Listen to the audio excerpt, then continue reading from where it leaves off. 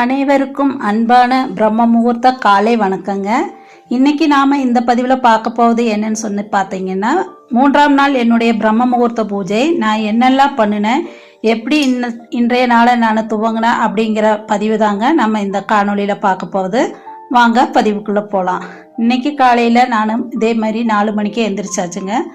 எந்திரிச்சதும் நான் இன்னைக்கு என்ன பண்ணிட்டேன், முதல்ல கிச்சன்ல இருந்து எல்லாம் ஸ்டார்ட் பண்ணலாம் அப்படின்னு சொல்லிட்டு, இல்லைன்னா நான் முந்தின நாளே கிச்சன் க்ளீன் பண்ணி வச்சிருவேன். இன்னைக்கு எனக்கு நேற்று நைட்டு கொஞ்சம் லேட்டானதுனால நான் காலையில் நேரமே எந்திரிச்சு கிச்சன் ஃபுல்லாக கம்ப்ளீட்டு க்ளீன் பண்ணியாச்சு. கிச்சன் கம்ப்ளீட்டும் க்ளீன் பண்ணினதுக்கப்புறம் ஹாலுக்கு வந்தாச்சுங்க. ஹாலில் வந்து எல்லா பக்கம் பெருக்கி விட்டாச்சு. அதே மாதிரி பூஜா ரூமும் எல்லாம் பெருக்கி எடுத்தாச்சுங்க. பூஜா ரூமு, ஹாலு, பெட்ரூம்ஸ் எல்லாம் கூட்டி எடுத்தாச்சு.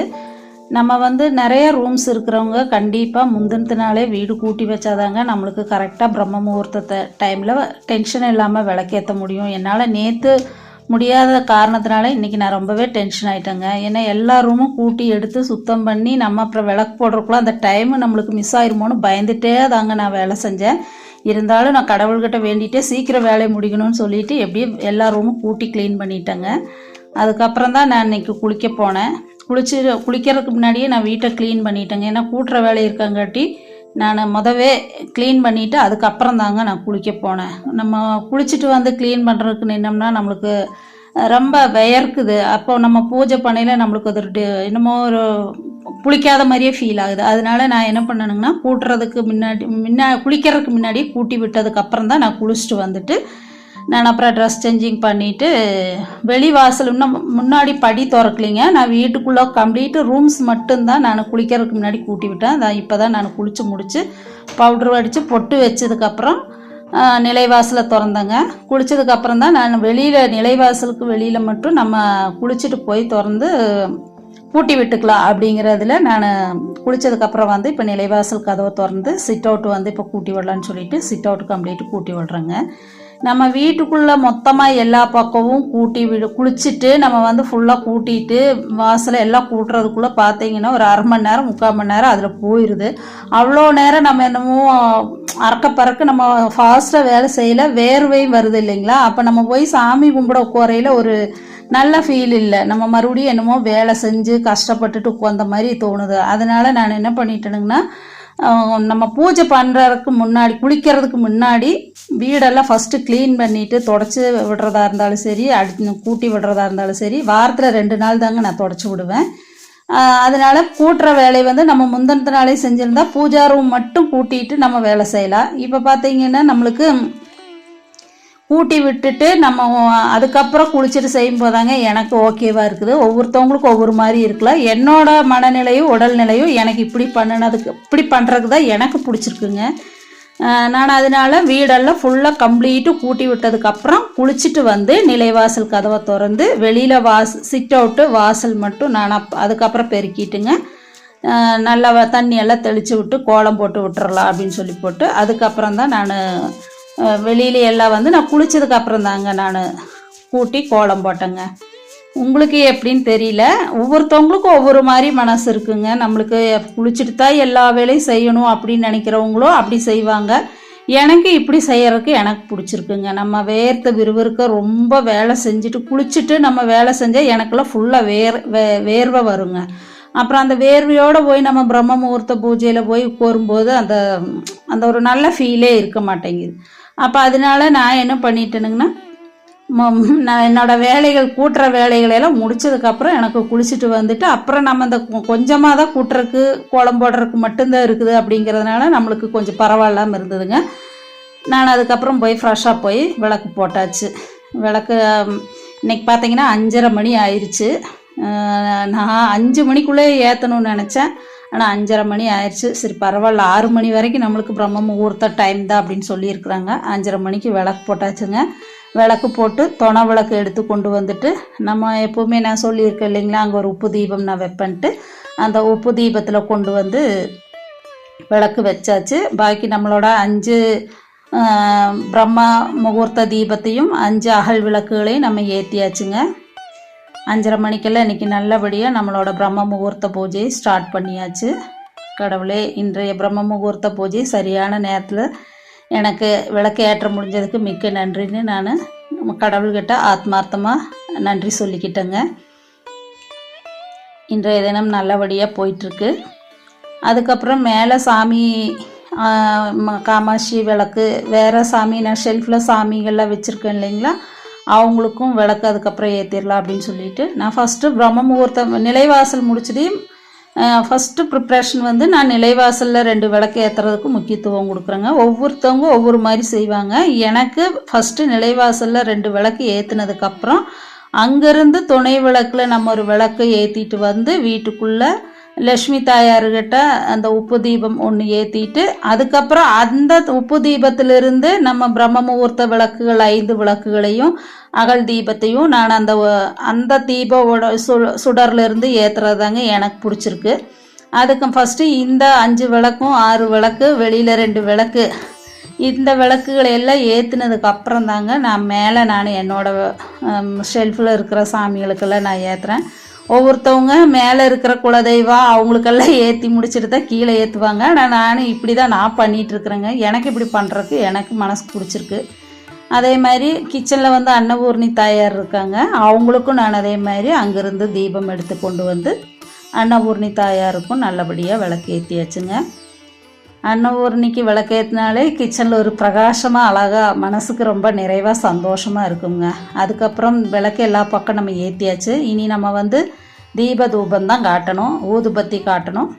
அதனால் இப்போ ஊதுபத்தி நான் எல்லா மகாலட்சுமி தாயாருக்கு முதல்ல காமிச்சிட்டு நம்ம அந்த பஞ்ச தீபத்துக்கும் நம்ம 5 தீபத்துக்கும் அகல் விளக்குக்கும் நல்லபடியாக ஊதுபத்தி காமிச்சு கடவுளே நல்லபடியாக இன்றைய தினம் நம்மளுக்கு அமையணும், நல்ல நாளாக இன்றைக்கி இருக்கணும்னு சொல்லிவிட்டு மறுபடியும் என்னோடய எல்லா இஷ்ட தெய்வங்களும் குல தெய்வங்களும் ஷெல்ஃபில் நான் வச்சுருக்கிற என்னோடய ஃபேவரட் எல்லா தெய்வத்துக்கும் காமிச்சாச்சுங்க. காமிச்சதுக்கப்புறம் அன்னபூர்ணி தாயாருக்கும் வந்து தீபம் தூபம் காமிச்சாச்சு. ஊதுபத்தி அன்னபூர்ணி தாயாருக்கும் காமிச்சிட்டு என்னோடய உப்பு ஜாடி இருக்குது இல்லைங்களா, அதுக்கும் நான் எப்போவுமே காட்டுவேன். அப்படி உப்பு ஜாடிக்கும் புளியும் உப்பும் போட்டு வச்சுருக்குறேங்க. புளியும் உப்புக்கும் காட்டிட்டு நம்ம ஸ்டவ்வுக்கும் காமிச்சிருவேன் நான் எப்போவுமே. அப்புறம் வெளியில் வந்து அந்த நம்ம நிலைவாசலில் ஏற்றின 2 தீபத்துக்கும் அகல் விளக்குக்கும் காமிச்சிட்டு வெளியில் வந்து நம்ம வாசலில் நின்று அந்த பிரபஞ்சத்தை மேலே அந்த ஆகாசத்தை பார்த்து நம்ம மனசுக்குள்ளே அந்த தீபம் ஊதுபத்தி காமிச்சு நம்ம பிரார்த்தனை பண்ணையில் மனசுக்கு ரொம்ப நிறைவாக இருக்குங்க. வெளியிலையெல்லாம் காமிச்சு எல்லா பக்கம் காமிச்சாச்சு. என்னோடய குட்டி கண்ணனுக்கும் காமிச்சாச்சு. அதுக்கப்புறம் கொண்டு வந்து நான் தீபம் ஊதுபத்தி அங்கே வச்சதுக்கப்புறம் மனசுருகி பிரார்த்தனை பண்ண ஆரம்பிச்சிட்டேங்க. என்னோடய பிரார்த்தனையில் இதே மாதிரி என்னோடய சப்ஸ்கிரைபரும் என்னோடய காணொளி வீடியோஸ் பார்க்குற என்னோடய வியூவர்ஸும் அவங்களோட மனசில் வேண்டின வேண்டுதல்கள் அனைத்தும் நிறைவேறணும் அப்படின்னு சொல்லிட்டு முதல் பிரார்த்தனை நான் அவங்களுக்கும் வச்சுக்கிட்டேனுங்க. அப்புறம் எனக்கான பிரார்த்தனையும் நான் வச்சுருக்கிறேனுங்க மனசுக்குள்ளே. இன்றைக்கி பால் வாங்கலான் இருக்கேங்க. இன்றைக்கி கெஸ்ட் வர போகிறாங்க, அதனால் இன்றைக்கி நான் பால் வாங்க போகிறேன். பால் வந்து ஒரு வந்துருங்க 1/4 to 1/2 கிலோ வந்துடும். அதனால் இன்றைக்கி நான் பால் வாங்கிட்டு சாமிக்கும் பால் நெய்வேத்தியம் வைக்கலான் இருக்கிறேன். இன்றைக்கி சொந்தக்காரங்க வராங்க, அதனால் பால் வாங்க போகிறேங்க. பால் வாங்க ரெடி ஆகிட்டேன். பால் வண்டி இப்போ வந்துருங்க. நம்ம வெளியில் போய் நிற்கணும். நம்ம ரெகுலராக வாங்குறதில்ல, நம்ம பக்கத்து வீட்டில் இருக்கிறவங்க தான் ரெகுலராக வாங்குவாங்க. அதனால் அவங்க வீட்டு முன்னாடி தான் வண்டி நிற்கும். இது வந்து ரொம்ப சுத்தமான பாலுங்க. இது வந்து விவசாயிகள்கிட்டருந்து நேரடி கொள்முதல் பண்ணுற பால் சொசைட்டி கூட்டுறவு வங்கி பால் வங்கி இருக்குங்க இல்லைங்களா, அந்த பால் வங்கியிலிருந்து வர்ற வேன் தாங்க இது. அவங்க வந்து ஒவ்வொரு வீட்லேயும் இங்கே பக்கத்தில் எல்லாரோட வீட்லேயும் மாடு இருக்குங்க. முதல்ல நம்ம வீட்லேயும் மாடு இருந்தது, இப்போ நம்ம வீட்டில் மாடு இல்லை. அப்போ இங்கே எல்லார் வீட்லேயும் மாடு இருக்கும். அவங்ககிட்டருந்து நேரடி கொள்முதல் பண்ணுறதுக்கு வேண்டி வர்ற கூட்டுறவு பால் பண்ணையிலேருந்து வர்ற வேண்டாங்க அது. அதனால பார்த்தீங்கன்னா உங்களுக்கு பால் வந்து ரொம்ப சுத்தமாக இருக்கும். இதில் வந்து ஒரு பொட்டு தண்ணி கூட அவங்க சேர்க்க மாட்டாங்க. அவங்க மீட்டர் வச்சு அளந்து தான் விவசாயிகிட்டேருந்து இந்த பால் வந்து அவங்க எடுப்பாங்க. அந்த பாலோட ஃபேட் அப்படின்னு சொல்லுவாங்களா, அதை அனுசரித்து தான் அவங்களுக்கு அந்த பாலுக்கான ரேட்டே இருக்கும். இப்போ எல்லா விவசாயிகளுக்கும் ஒரே ரேட் இருக்காதுங்க. ஒவ்வொரு மாட்டோட பாலில் அதோட ஃபேட் எவ்வளோ இருக்குது அப்படின்னு பார்ப்பாங்க. அதை அனுசரித்து அந்த மீட்டரில் காட்டும் அவங்களுக்கு. அந்த அளவில் தான் ஒவ்வொரு விவசாயிக்குமே பாலோட விலை நிர்ணயிக்கப்படுதுங்க. இப்போ நம்மளுக்கு சாதாரண ஆளுகளுக்கு நம்ம வாங்கையில் உங்களுக்கு 1 லிட்டர் பால் வந்து 50 ரூபா வருது.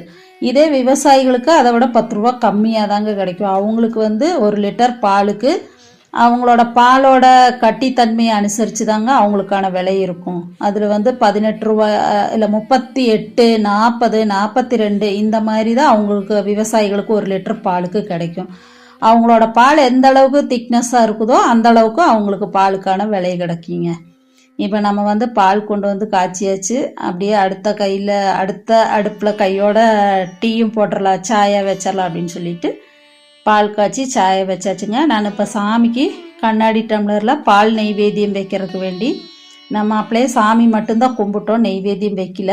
இப்போ பால் வாங்கினதுனால பால் நெய்வேத்தியம் மேலே ஷெல்ஃபில் இருக்கிற சாமிகளுக்கு வந்துட்டு அவிலும் கல்கண்டும் போட்டு வச்சிடலாம் அப்படின்னு சொல்லிட்டு மேலே இருக்கிற சாமிகளுக்கு அவிலும் கல்கண்டும், கீழே இருக்கிற லக்ஷ்மி தாயாருக்கு பாலும் கல்கண்டும் ஒரு ஏலக்காயும் தட்டி போட்டிருக்குறோங்க.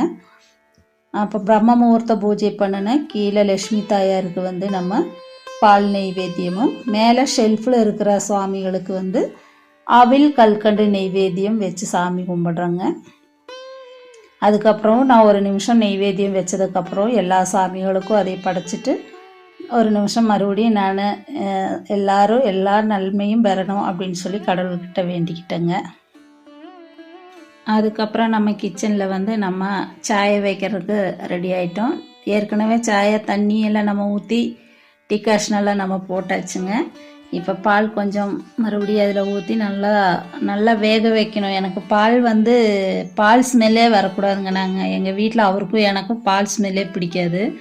நாங்கள் அதிகமாக கட்டஞ்சாய் தான் குடிப்போம். எப்போவாது தான் பால் வாங்கி பால் சாய் வைப்போம். அதனால இந்த பாலோட ஸ்மெல்லே பிடிக்காது. ரொம்ப நேரம் நான் வந்து டீயை கொதிக்க விடுவேனுங்க. அந்த டீ தூள் வந்து பாலில் சர்க்கரையில் ரொம்ப நேரம் கொதித்து அந்த பாலோட தன்மையும் அதோட ஸ்மெல்லே மாறணும். மாறினதுக்கப்புறம் தான் எங்களுக்கு அந்த டீ வந்து நல்லா ஸ்ட்ராங்காக குடிக்கிறதுக்கு பிடிக்கும். இப்போ 2 டம்ளர் டீ வச்சாச்சு. எனக்கும் எங்கள் ஏட்டனுக்கும் அவங்களுக்கான டீயும் எனக்கான டீயும் எடுத்தாச்சுங்க. இப்போ கொண்டு போய் எங்கள் வீட்டில் அவருக்கு கொண்டு போய் டீ கொடுத்துட்டு நானும் நம்மளோட சிட் அவுட்டில் உட்காந்து நம்மளோட பறவைகளோட சவுண்டை கேட்டுட்டு டீ குடிக்க போகிறேங்க. நீங்களும் வாங்க டீ குடிக்கலாம். இன்றைய காலை பொழுது இப்படி தாங்க எனக்கு போச்சு. உங்களுக்கும் நல்லபடியாக இன்றைய தினம் அமைஞ்சிருக்கும்னு நான் நினைக்கிறேங்க. இந்த பதிவு உங்களுக்கு பிடிச்சிருந்ததுன்னா லைக் பண்ணுங்கள், ஷேர் பண்ணுங்கள், சப்போர்ட் பண்ணுங்கள். மீண்டும் இது போன்ற காணொளியில் சந்திக்கும் வரை வணக்கம் கூறி விடைபெறுகிறேங்க. உங்களோட ஆதரவு என்றும் வேணுங்க. என்னுடைய இந்த பிரம்ம முகூர்த்த பூஜை முழுவதும் நான் உங்களுக்கு தொடர்ந்து வீடியோஸ் போட்டுகிட்டே இருப்பேங்க. நீங்கள் என்றென்று எனக்கு என்னோட காணொளியை பார்த்து எனக்கான ஆதரவும் உங்களோட சப்போர்ட்டும் உங்களோட கமெண்ட்ஸும் நீங்கள் இதில் எனக்கு தெரிவிக்கணுங்க. அனைவருக்கும் நன்றி, வணக்கங்க. மீண்டும் நாளை சந்திக்கும் வரை வணக்கம் கூறி விடைபெறுகிறேன். நன்றி, வணக்கங்க.